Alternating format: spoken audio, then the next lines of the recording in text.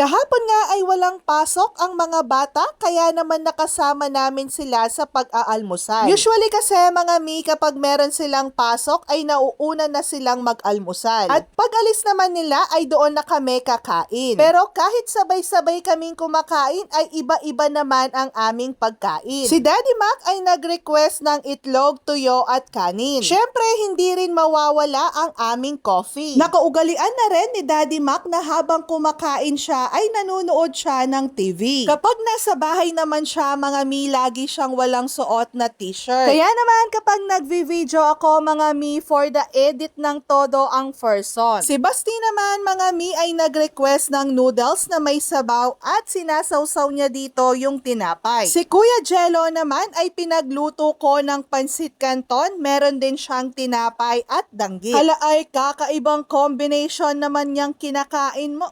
Subukan nyo ring i-partner yung pansit canton at danggit, mga mi, magugulat kayo dahil masarap ito. Tsaka nga pala mga mi, si Kuya Jello at si Basti lang ang walang pasok, pero si Ate Mariel at si Ate Mor ay nasa eskwelahan na. Bigla ko ring naisip na parang gusto ko nang magpagupit dahil nga sa sobrang haba na rin ng buhok ko. Matanong ko na nga rin sa inyo mga mi, kamukha ko rin ba kayo na kapag may bigla kayong naisip ay agad-agad ninyo itong gagawin? Actually mga mi, etong umaga ko lang naisip na parang gusto ko nang magpagupit. Kaya naman hindi na rin ako nagpalipas pa ng isang araw at agad-agad na rin akong pumunta sa salon. Ewan ko ba, parang isang araw at nagising na lang ako at bigla ko na lamang gusto na maging short hair. Hapon na nang makarating kami dito sa Nepo Mall mga mi, at kasama ko na nga pala dyan si Ate Mariel dahil kalalabas niya lang sa eskwelahan. Ang unang salon na pinuntahan namin mga mi ay sa David Salon,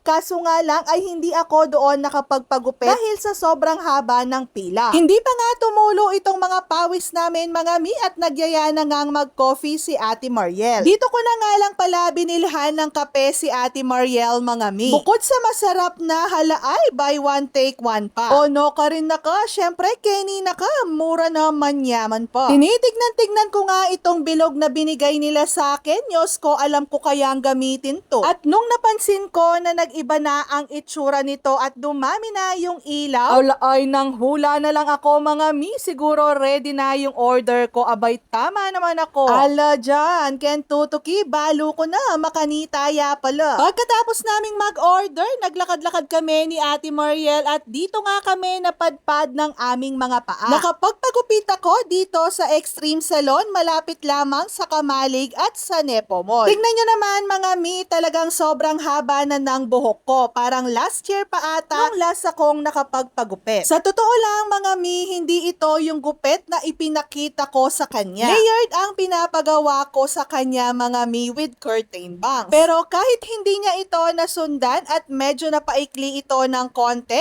ay okay lang naman sa akin mga mi dahil maganda pa rin ang kinalabasan nito.